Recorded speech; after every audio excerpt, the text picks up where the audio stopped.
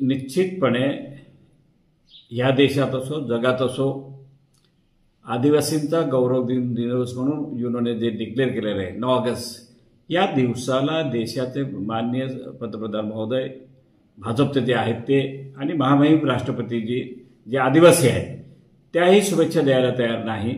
आणि या राज्यातील सरकार हा दिवस साजरी करण्यासाठी 2017 मध्ये जो शासन निर्णय झालाय त्यालाही बाजूला ठेवून या वर्षी राज्य सरकारच्या वतीने आदिवासी विकास मंत्र्याने विदर्भामध्ये राणी दुर्गावती असा काहीतरी कार्यक्रम घेऊन याचं महत्त्व कमी केलं।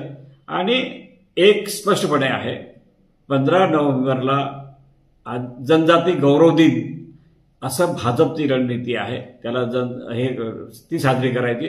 आणि 9 ऑगस्टचं आदिवासी जागतिक दिन आहे याचं महत्त्व कमी करण्यासाठी त्यांची ती षडयंत्र एक आहे भाजपचं आणि आरएसएसचं। आणि निश्चितपणे या देशातील सगळी जनता तरुण हे राज्य सरकारवर देशाच्या सरकारवर भाजपच्या सरकारवर पूर्णपणे नाराज आहे।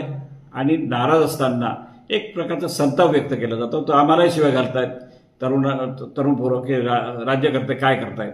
म्हणून मी तुम्हाला स्पष्ट सांगतो की आम्ही तरुणांच्या बरोबर आहोत, जनतेबरोबर आहोत, परंतु सरकारचा निषेध करावा तेवढा कमी आहे आणि ह्याचं महत्त्व सरकारने ठेवावं।